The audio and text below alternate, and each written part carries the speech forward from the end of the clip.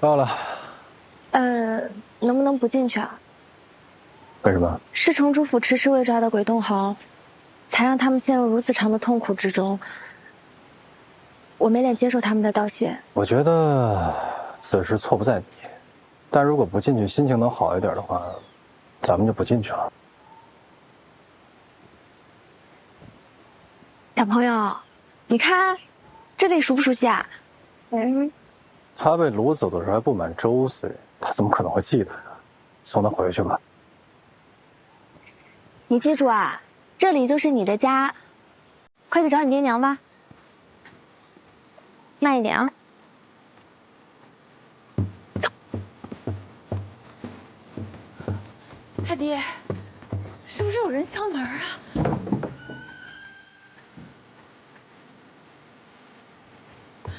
太爹，有个孩子。这是谁家孩子丢这儿了吧？我瞅着像我们的孩子。我们的孩子？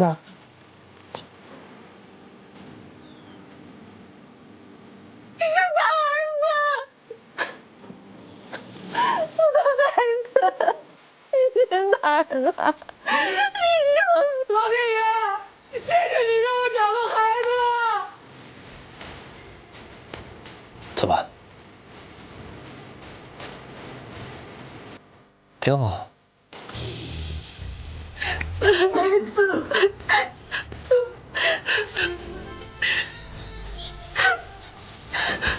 走吧。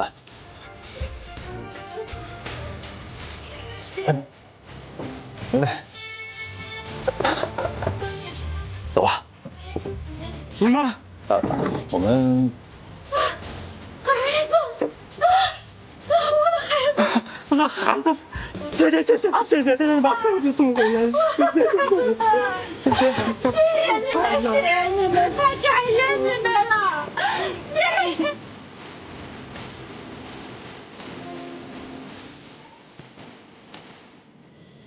你看我说什么来着？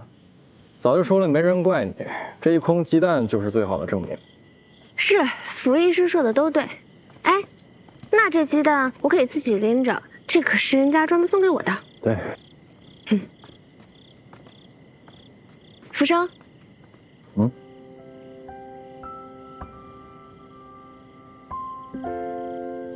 谢谢你啊。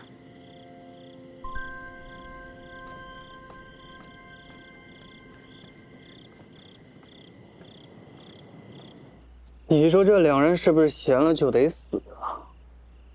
这刚从那个破地方捡回条命，就又跑去还孩子。我看这人啊，就是要学会少给自己找麻烦，你说是不是？我看你就不会给自己找麻烦，不然你就像你兄弟那样，都供在那儿了。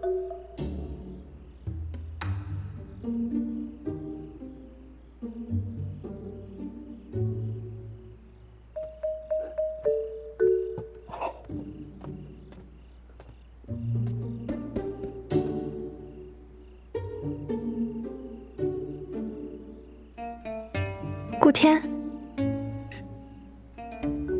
哟，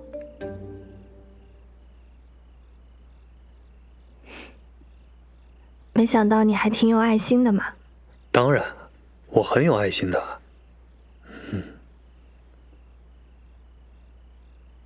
那些是什么呀？那些是他的祖先们。哦。莹莹，我这刚从天一族回来，你就来找我，是不是想我了？怎么样啊？鬼洞豪手里的山形玉找到了吗？那当然，我都出马了，还能拿不回来吗？要说这一次啊，还真是多亏了我，否则他俩还真不一定拿得到。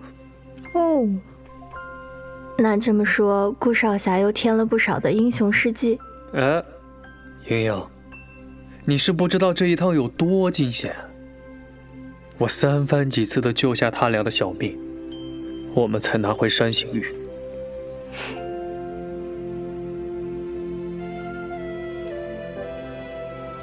莹莹，我这一次去，总觉得缺点什么。就在刚才，我想明白了，是什么？你猜，我觉得是什么？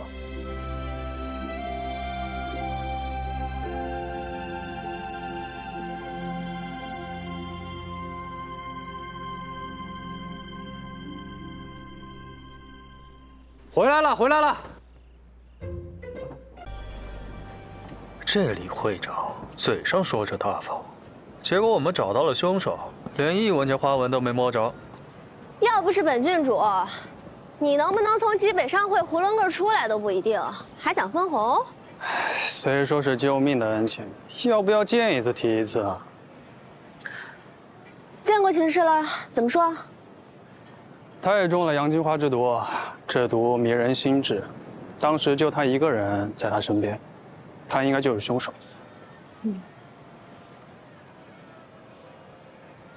他又在这吃什么呢？喂，撞到人了，你没看见啊？对不起，对不起，有人在卖大画家李野的画，我有点着急，哎，对不起啊。这帮画师水平不咋地，赚钱倒是一把好手。世风日下，人心不古了。瞅瞅去。让开！这些都是老子，谁敢给我抢东西？这什么画啊？给我也来一张。这什么画？这画啊？还有没有别的呀？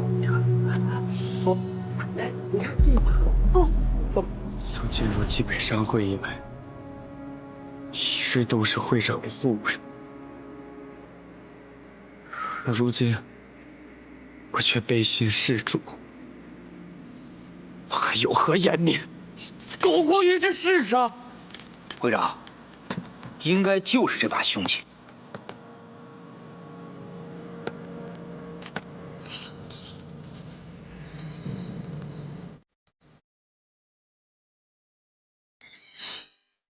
好刀啊，可惜了。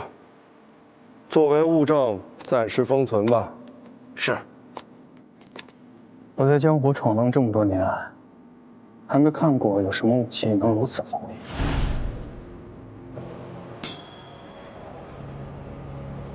小天儿，你也算是武器方面的行家，你帮我分析分析，这秦氏的刀有没有可能一瞬间把宋静也切成几段？况且伤口平整，没有刀痕，绝无可能。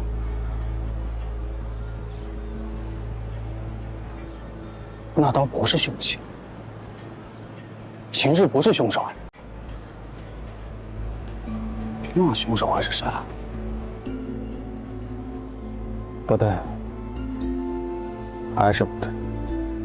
再帮我想想，到底哪儿奇怪？奇怪？要说奇怪的，最奇怪的就是那幅画。不过那幅画已经被咱们破解。你不是说那是因为底下的人点燃了木炭，才导致进入的人都陷入了幻想？木炭。对，木炭洞。我知道问题出在哪儿了。一个废弃了5年的宅子，不仅炭火充足，而且还保存得十分完好。最关键，连上破门的我，这就是最奇怪的。你的意思是说，看似荒废，实际上并不荒废，里面住了人。这就说明了为什么每次有人想进去，都会中毒致幻，说明有人在里面使诈。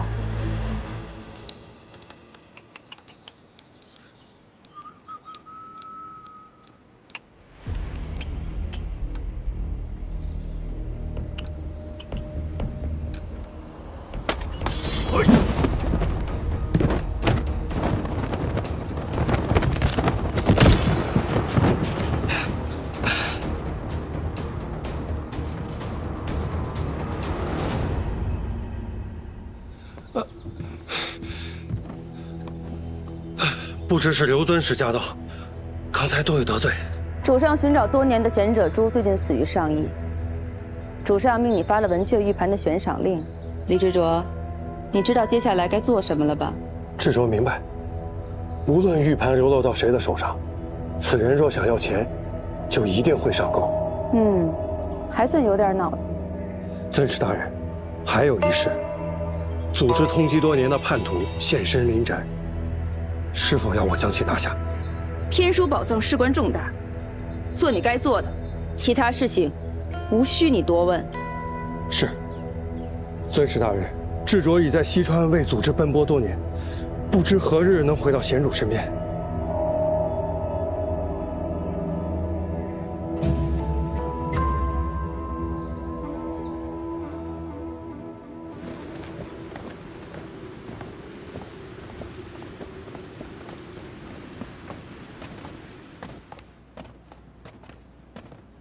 你是说秦氏有可能不是凶手？这宅里还有一神秘人，若想破解此案，恐怕症结都在这人身上。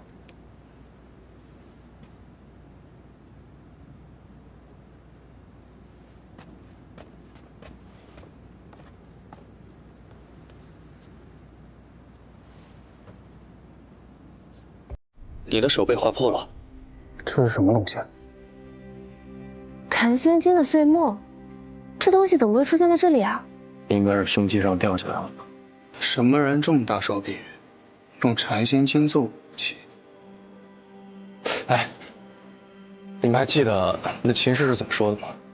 啊，宋静也和秦氏一起追上了2楼，可他却死在大厅里，说明楼顶有问题。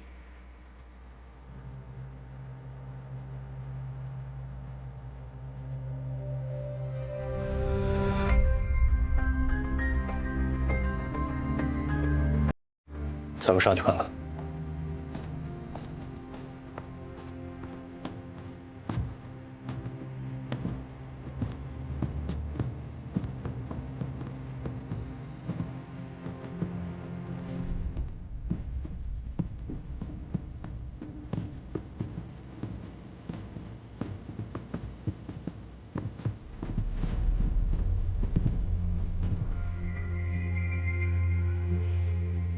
你看，此处勒痕入木3分，寻常的网承受不了这样的重量，况且还能保持这样的韧性。据你这么说，也不是没有这个可能。须得先弄到西域天蚕丝，然后再织成网才可。而且想要制造成这么锋利的痕迹，外面还要包裹上禅心经粉末。天蚕丝。禅心经，你想到什么了？这主是个有钱人。哎，文觉，你们城主府每年产出的禅心金会流往何处啊？你们刚来西川的人都知道，禅心经这东西价格不菲，可见每年有多少人冒着掉脑袋的风险，也要拿到禅心经离开西川。如果现在你问我谁会有，那我只能说每个人都有可能。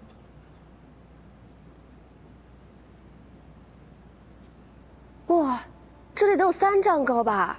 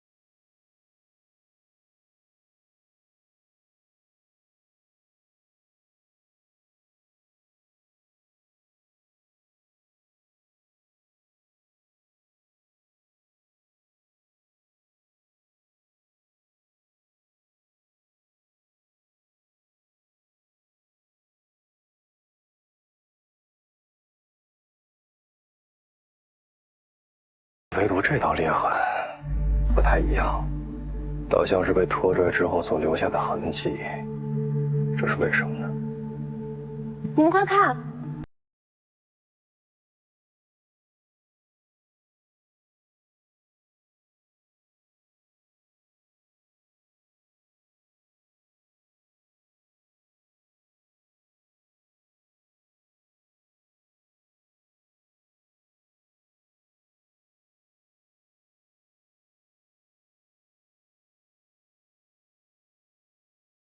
说明什么？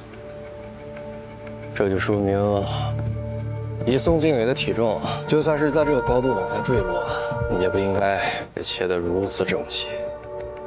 这就相当于有一个力达千钧的高手，同时。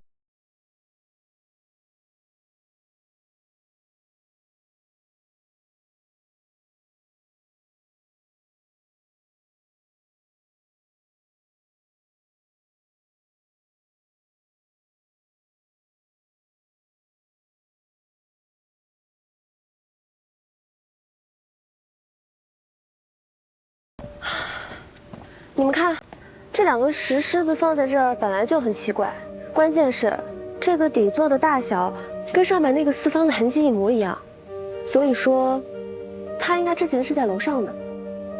所以你俩认为凶手将这杀人机关放在这狮子上，然后从上面把这狮子推下来，带动天蚕丝，杀了宋庆野？没错。大小姐。 这狮子少说也有800斤，咱仨加一起都费劲。把他推倒。哦，你也太看得起我了。从这旁边挖一个洞，折到下面，稍加用力即可推倒。墨子曾言：“横加重于一旁，必垂。” 权重不相若也，相横，则本短标长；两家焉重相若，则标必下，标得全也。就听懂前半句，听懂前半句就够了。过来把他推倒。到了卖力气的时候就想到我，难不成指着你动脑子啊？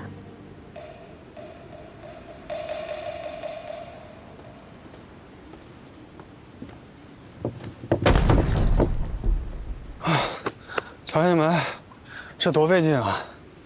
那现在呢？这下面应该有4个石球，分别置于洞中，与楼上那个凹槽相对应。这样，即便是一个体健男子，都能轻松地推动石狮，更不要说是一个内功深厚的高手了。球呢？应该是下坠的时候被砸碎了吧？你们是怎么看出来啊？ 其实仔细想想也简单，跟看病是一个道理。看病最重要的是望闻问切。从我们一进林寨开始，便发现2个石狮子的摆放位置不同，我便知晓其中必有古怪，这是望。随后我们进入屋内，衡量上淡淡的血腥味，便能推断，宋靖也一定是死在其不远处，甚至是在空中被分尸的，这是闻。 随后，我们破解了鬼画金猴贺寿图的秘密，自然就不会再被这林宅的幻象所迷惑。这是问，但是最重要的是切。你还能给这宅子号脉？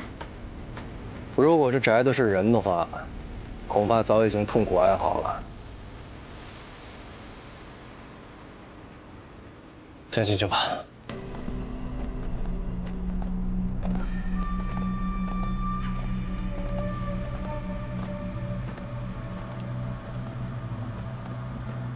所以到底是什么人啊？这么处心积虑的设这么个局，这些布置可不是临时起意。只有逼这个神秘人现身，一切才能知晓。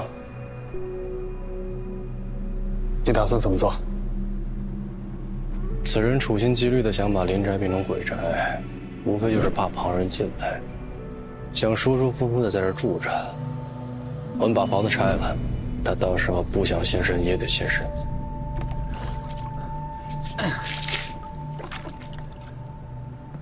我。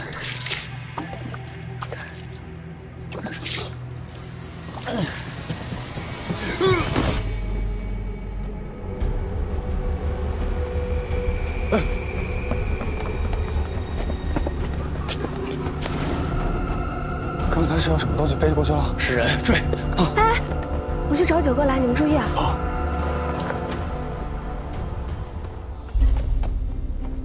在那儿呢。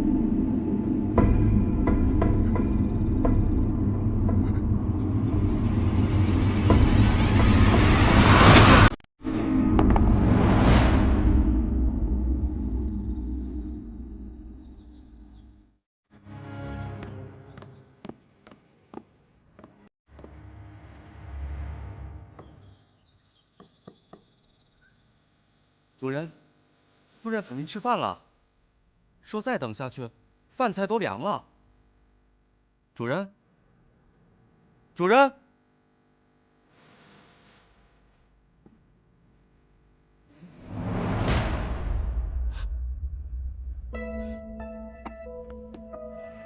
门怎么锁了？主人您在吗？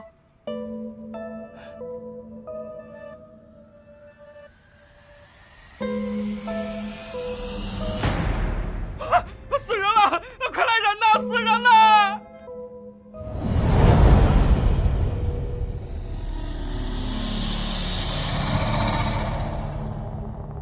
各位官人，这屋的门窗都是从里头锁上的，官人到来之前，谁也没有进去过。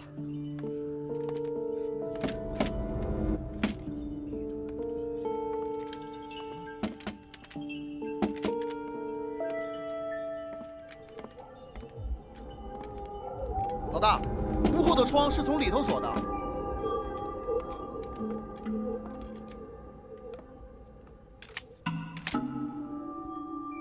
屋顶也封着的，没有出入的痕迹。这都锁着，咱们怎么进去啊，老大？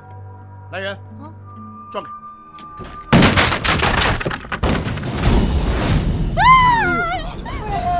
主人，爹！娘，夫人，夫人，怎么了，夫人？夫人，娘，娘，幼年啊！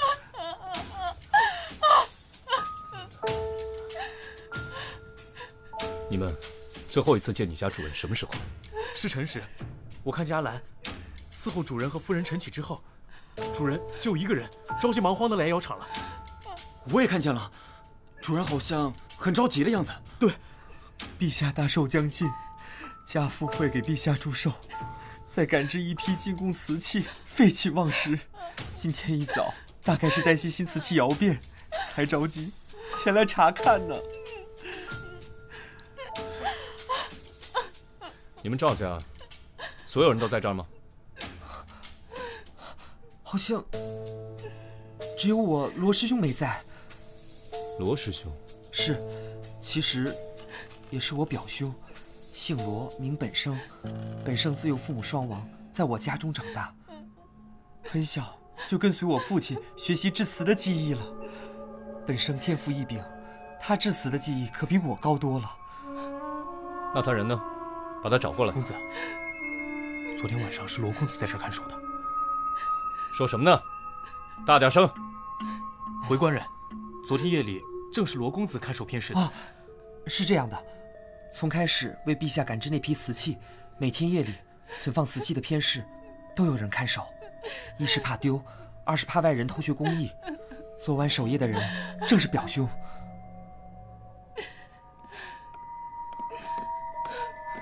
老大，怎么样？经初步判断，死者是死于失血过多。他的颈部呢有个伤口，直割大血管，应该是从正面下刀，一刀毙命。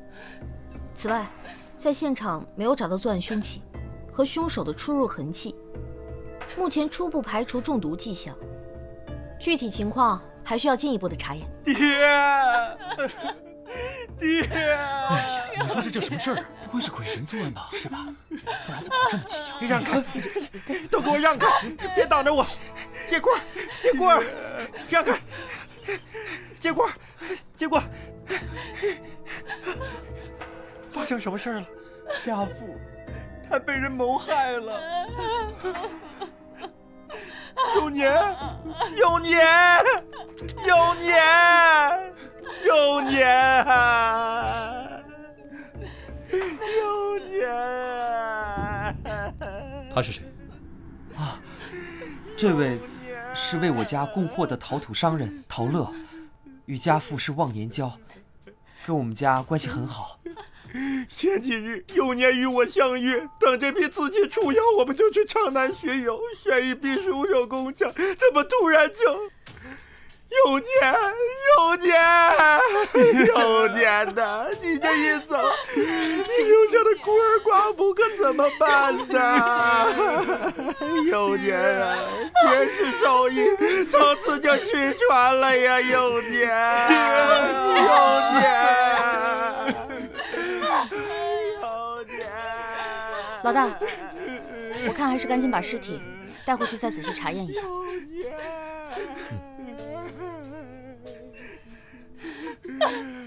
有年，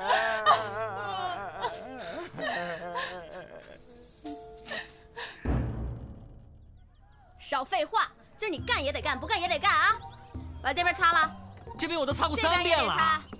3遍还那么脏，全都是灰，脏成这样。好不容易休息1天，你就只放不3不4的假，剥削我一个人啊？啥叫剥削？你上个月1半的时间都在外头办案，这叫补工时，懂吗？好好，我知道了。子苏啊，快尝尝新采的磨衣剑。我也尝尝。去干活，干嘛呢？干嘛呢？干什么呢？哎呀，别理他啊！真干不动了，你砍死我好了。你还笑？你还笑啊？四娘，你看他。怎么，又有新案子？不去，忙着呢。四娘不让走。我来找你，肯定是需要你帮忙。忙着呢，如果不把这些活干完，我们掌柜可是要体罚的。啊，那打小孩是不大好啊，不提倡。我这叫调教，懂吗？棍棒底下出忠仆。没了。弱爆。最近生意那么差，子苏，你说我是不是应该给伙计降点薪水啊？什么？我已经低于长安平均薪水了，你这样就不怕我辞职吗？我说萨姆啊，你在这儿都干成这样，换家店会被痛殴致死的。不信你就出去试试，到时候这儿也赚不着钱，那儿也混不下去，再哭着来找四娘，四娘可帮不了你。我发现你这个人说话怎么老是胳膊肘往外拐呀？再这样，我真走。你还想不想混了？我这边工钱可给的不低哦，就不知道你想不想赚了？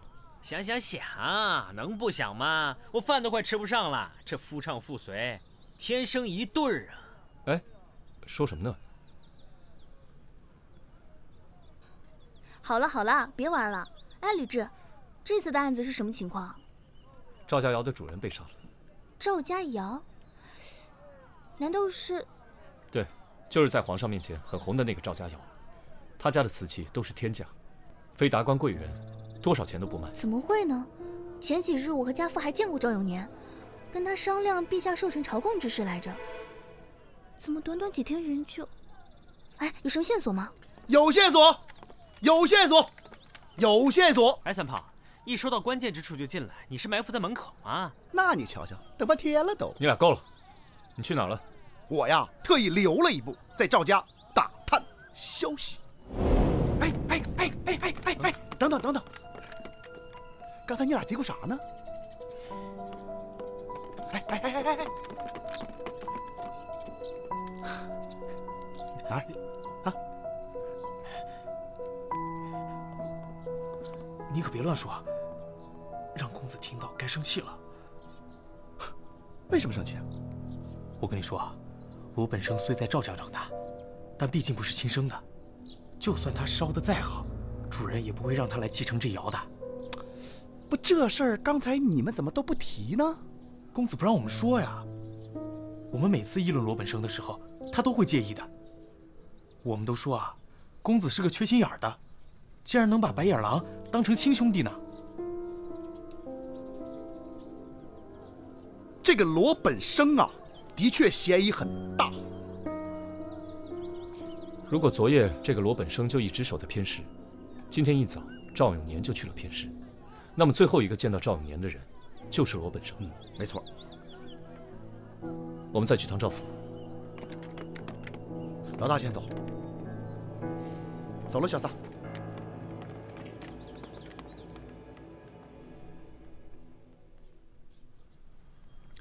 罗本生回来了吗？1个时辰前就回来了，这会儿应该在自己的房间了。他看起来可有什么异常？倒是没有。他房间在哪儿？带我去看看。啊，顺着这条路一直走下去，绕过小花园就看到了。你们去看罗本生，我再去看看那窑厂。好，走，请。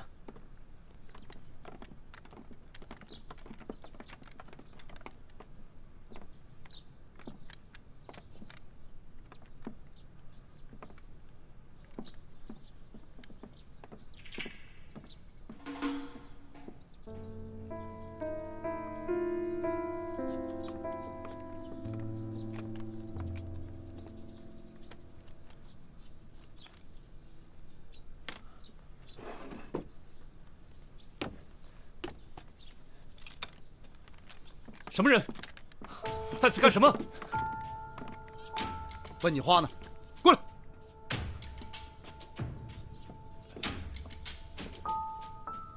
我见过2位官人，在下罗本生。你就是罗本生？不，正是在下。你来干嘛？我问你话呢。今天早上你去哪儿？有没有见过赵永年？我见过他。今天一早，舅父就来了偏室，跟我说他跟陶乐有约，就让我先走了。哦，就走了？你还真听话。我说的是实话。那你现在又在赵永年的书房做什么？你舅父的事情你知道了吗？知道了。我回来的时候听说了。我舅父他怎么……别在这猫哭耗子假慈悲了，你是恨不得他死吧？你不一直恨他没有让你继承赵家窑吗？你可别含血喷人。我舅父虽然没让我继承赵家窑，但我也不至于此。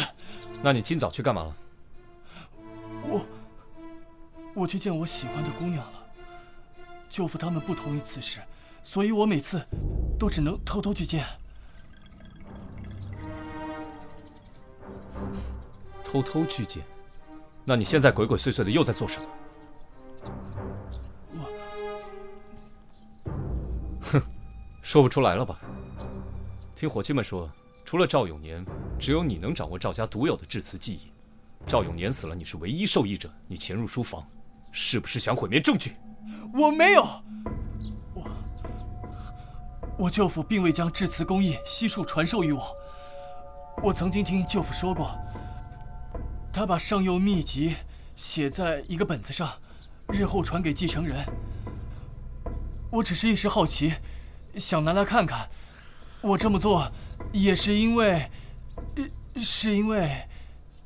接着编，自己都圆不了了吧？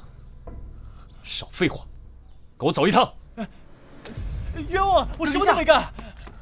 冤！李少卿，这是怎么回事？我表哥他是杀你父亲的最大嫌疑人。我冤枉啊！我只是想拿秘籍而已，怎么敢出手杀人啊？李少卿，我想你一定是搞错了，我表哥是不可能这么做的。他做没做，回去审了便知。走。李少卿，赵公子，我看你啊，就是缺心眼儿。走。冤枉啊！我什么都没做，冤枉啊！气死老子了！怎么逼问？那小子就是不承认杀了人。万一不是他杀的呢？死者颈部的伤口切口整齐，说明凶手下刀时极其果断，应该是高手。看罗本生那副鬼样子，他不太可能做得到吧？这个罗本生因醉仙楼翠红和赵永年有过争执，而且是最后一个见到赵永年的人。今天还在赵永年的书房鬼鬼祟祟，不是他是谁？是谁？我觉得事情没有你们说的那么简单。怎么说？你们一心在追查谁是最后一个见到赵永年的人，谁最有动机，但是你们却忽略了最重要的一点，这是一件密室杀人案。请问，如果凶手真的是罗本生的话，他是怎么在杀死罗永年之后迅速逃走，并且把凶案现场布置成一间密室的呢？而且如各位所见，门窗都在里面上了锁的话，那么罗本生杀人之后是怎么让自己在这个密闭空间里凭空消失的呢？这件事想不明白，即使定罪也无法服众的。你在现场发现了什么？那间偏室的门窗都在里面上了锁，我里里外外查了一遍，绝不可能有机关，门锁也没什么花样，都是普通的锁。第二呢，偏室面积不大，我检查过房间地板的硬度和纹路，都没有发现有暗道的痕迹，也就是说，那房间就是一间真正的密室。哎呀，那么狭小的一间密室，难道这凶手化作一缕青烟飘走了？萨子云：“人类一思考，肚子咕咕叫。”哦，我也饿了。四娘，啥时候开饭？我都晕了。开饭喽！都给我闭嘴！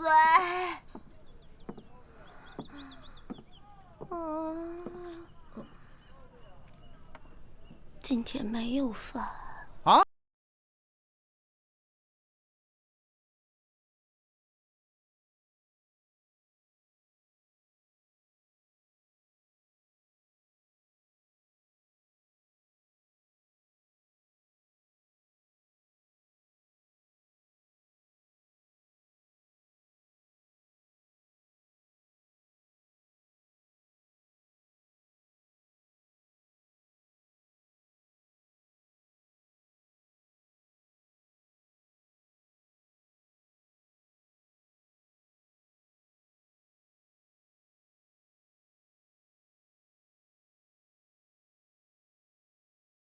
美就是这里。四娘，你现在身材就是完美的身材，对不对？可不咋的。而且你知道吗？我们必须先吃饱饭才有力气干活。减肥也需要力气，对不对？如果不吃饱饭，我们怎么没有力气去干活？够了！案子一筹莫展，还聊什么比赛？如果真如之前所言，罗本生不是凶手的话，那真凶还在逍遥法外。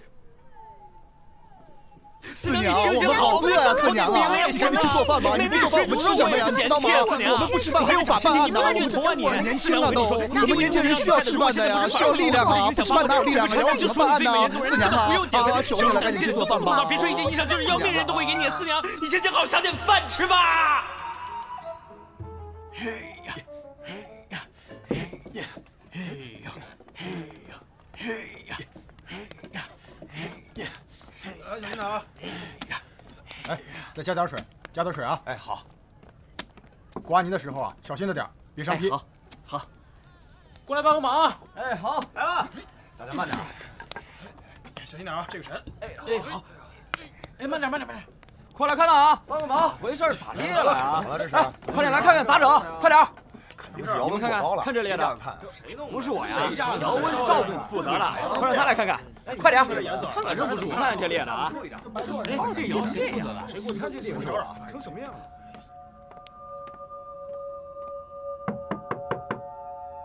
公子，公子，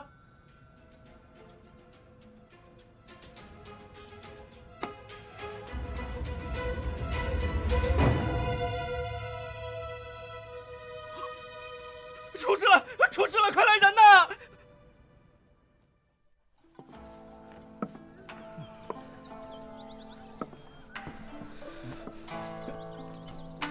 四娘，你怎么了？我很好，我说我很好。哦。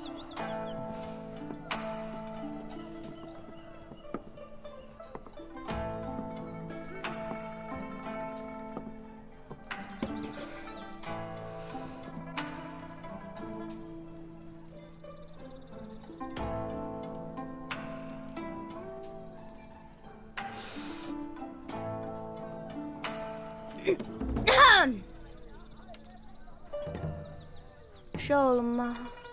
能不瘦吗？天天粗茶淡饭，我都瘦了好几斤呢。我说我瘦了吗？大唐是以胖为美，你瘦了还挺光荣是吧？嗯。啊，瘦了，再瘦你就能升天了。比赛什么时候开始啊？快了，就这2天。三宝，走，快跟我走，赵家又出事了啊！改造型呢，四娘，走。不是，快！四娘，快！哦，这一边肚子饿着呢。走，四娘，赶紧吃啊！吃点吧。死了再吃来得及。走，快！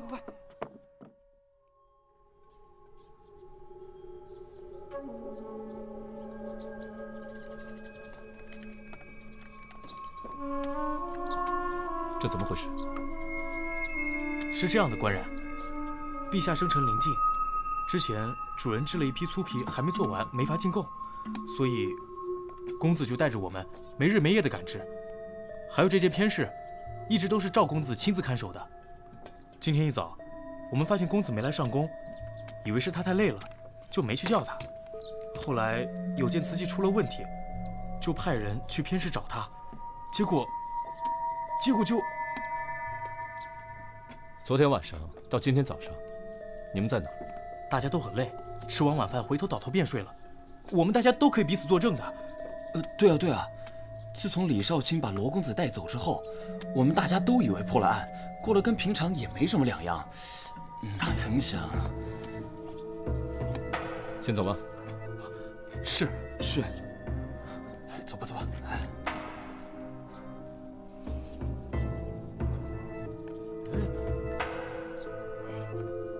别碍事。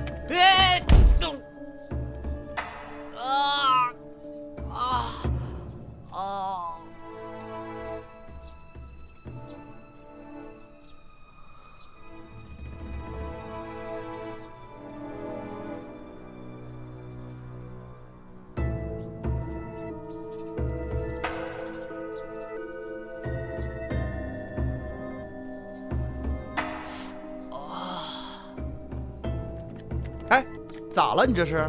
走路不看路，磕着了呗。哎，你们怎么样了？凶手的作案手法与上一起案件一样，也是利刃割颈，失血而亡。从切口的痕迹上来看，应该是同一人所为。可罗本生还被我们压着，如果凶手不是他，那会是谁？这次也是密室吗？没错，我们仔细查看过，这偏室的门还是从里面上的锁。地上浸满血液，却没有留下脚印。凶手杀完人，如何不留痕迹地离开犯罪现场？真是百思不得其解。这样的场景我好像在哪儿见过。哪儿？忘了，我又不是紫苏，哪有那么好的记性？三炮。啊？抬尸体。你们几个去。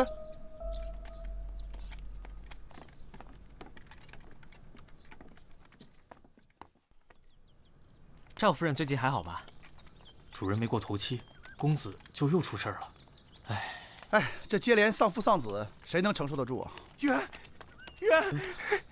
是不是渊出事了？公子他跟主人一样。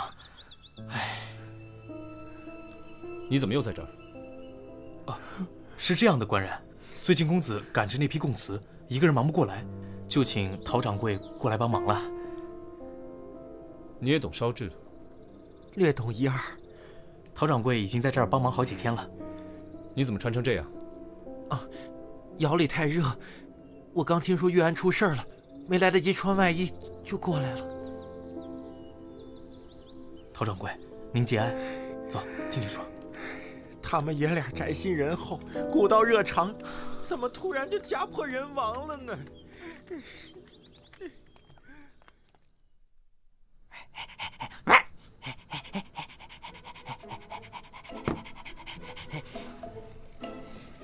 趁热吃饱，别客气。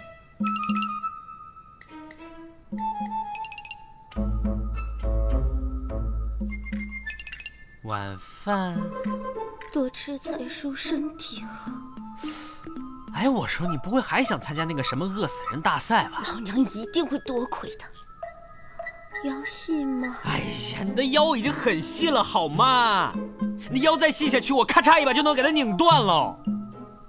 你不懂，还不够细。哎，你等会儿，那到底是件什么衣裳让你这么上心？我为什么会对自己那么苛刻？就是因为那件天价的衬衣是参照那件有名的瓷器白玉做的。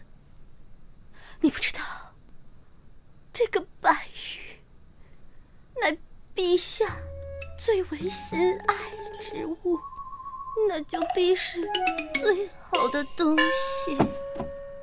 哦，萨摩，小萨，嚯，幸亏我们已经吃完了。哎，那个案子有什么新进展吗？这件案子陛下已经知道了，家父叮嘱，案子必须尽快解决。这个赵家到底什么来头啊？要说这来头，原来也就是个普通的窑室，后来因为制成了一批名为白玉的瓷器，这白玉白如玉，明如镜，薄如纸，声如磬，在陛下面前名声大振，赵家也一跃成为大家默认的官窑了。白玉？哎，怎么好像听人说过啊？哎，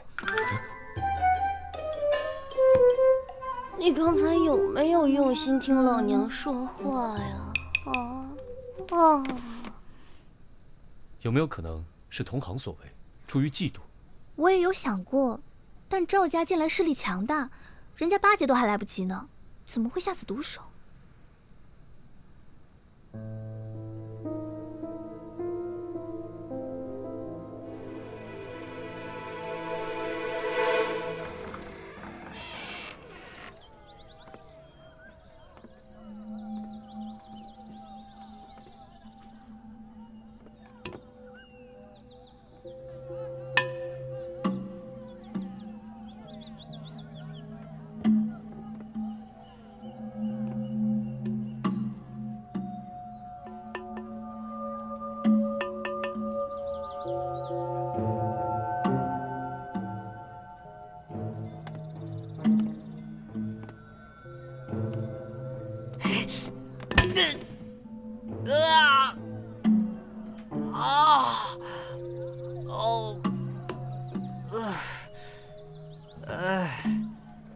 哎呀，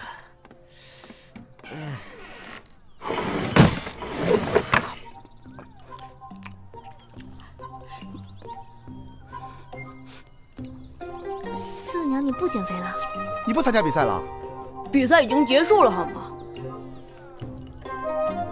结果呢？结果不是很明显吗？哼，别内讧，不该提内讧。你说，那些小狐狸精看起来也没多少，一个个的就跟练过缩骨功一样，嗖的就穿进去了，还特合身。我觉得吧，穿不进的衣裳也就算了，居然还被别人看着我穿不进去。以后我打死也不减肥了。都看我干嘛？吃啊！吃！不吃饱怎么破案啊？吃！你们都在啊？我过来是来告诉你们一件事儿。双叶，先把饭吃了。不吃光不能做四娘的朋友。你还是留着自己吃吧，好吧？哎，行了，你别理他，你快说，你查到什么了？我想起了当年的那个案子，应该是7年前的一个灭门惨案。我那时候还小，还没有正式开始当仵作。那次案发之后，我跟着我爹勘察现场，我当时看到的就和这次一样，满眼血红，我立刻就吐了。其他细节我不太记得了，唯一记得的就是那家也是做陶瓷的。也是做陶瓷的？犯罪现场也摆满了瓶瓶罐罐，难怪我刚一进门就觉得眼熟呢。子粗，你赶紧想一想，7年以前有没有哪家人曾经惨遭灭门的？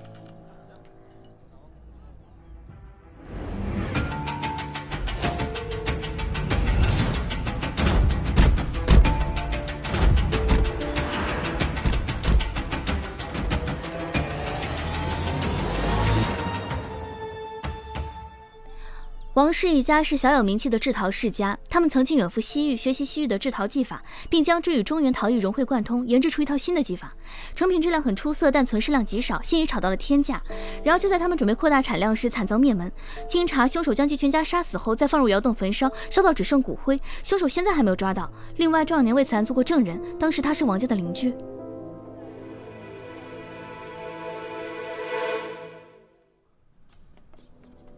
夫人，今天是少爷出殡，您千万要节哀啊！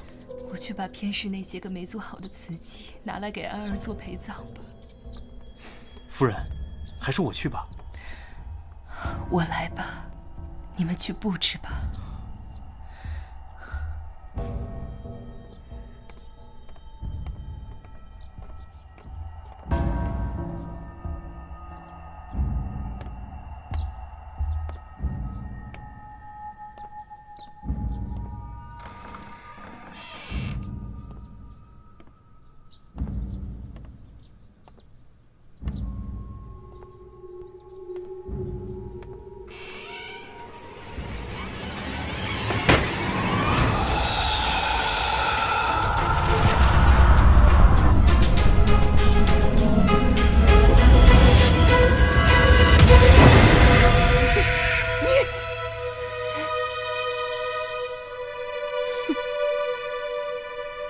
跟老娘出去！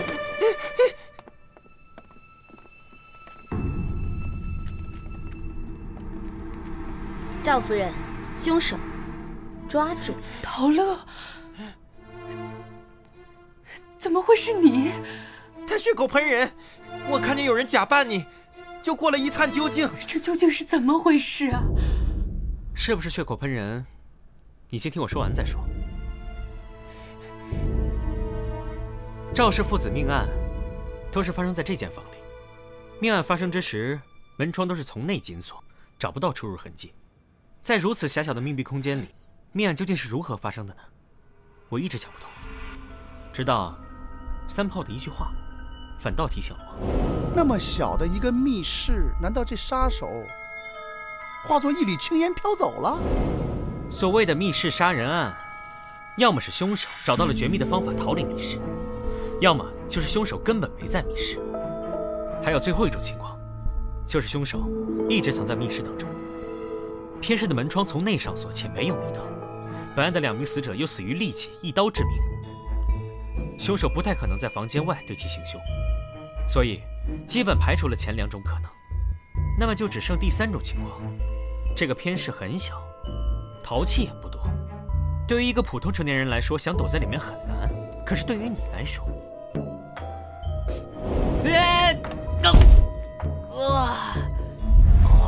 为了验证我的想法，我专程回到了现场考察了一下。虽然很疼，但我得出了结论：第一次撞击，因为瓶子不是空的，所以我的脑袋撞上去的时候才会发出一声闷响。作为正常男子想躲进瓶中不太可能，可对你来说就很容易了。你利用自己的先天条件想躲进瓶子里，易如反掌。我是不是血口喷人，你比谁都清楚。你，双叶想起当年的灭门案，发生在一个制陶世家，那家也是做陶瓷的。那家人被扔进窑炉焚烧，尸骨无存。你在杀死赵氏父子之后，便利用先天优势躲在瓶中，等尸体被发现后，再找机会逃走。我身材矮小有错吗？我身材矮小，人就是我杀的。你这是对我身材的歧视！你们凭什么说我杀了人？你自以为做的天衣无缝，却还是不慎露出了破绽。这个是我那天在赵月安手中发现的。这块布料上的花纹跟你的一样。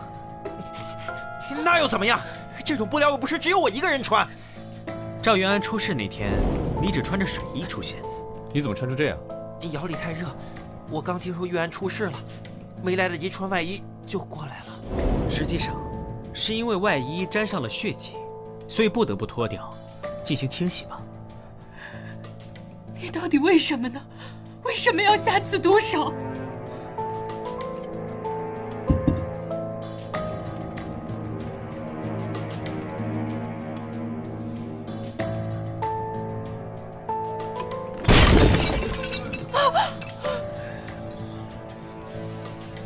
你还有什么要说的吗？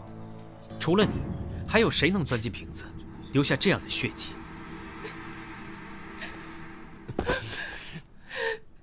既然你们已经知道了，那我也没什么好隐瞒的了。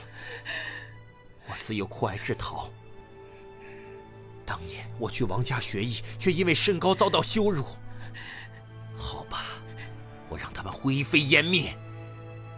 后来我到赵家，以礼相待，想学真本事，他却还是嘲笑我。难道因为我长得矮就不配制陶吗？你们知道这种感觉多痛苦吗？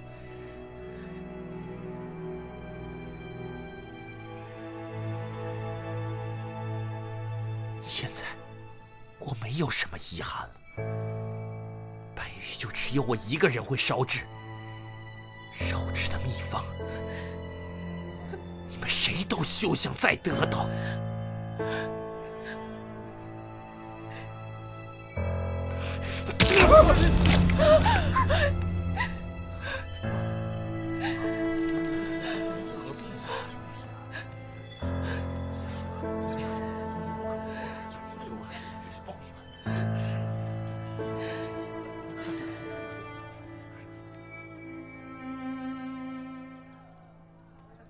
以后啊，可不敢再造口业了，一不留神就被灭门呐！都过去了，来干一杯！来，干杯！干杯！干杯！干杯！对了，罗本生放了没有？放了。那赵夫人呢？还好吧？跟罗本生开了个新窑，另起炉灶。哦。唉，孰是孰非啊？为了那么点事儿就灭人满门，我看啊，这陶矮子也是死有余辜。我觉得，怎么说呢，都有错吧。荀子云：“有曲性的木，有待于矫正才能直；有钝性的金，有待于打磨才能立。人的自然之性，有待于师法教化；礼仪之道才能善。”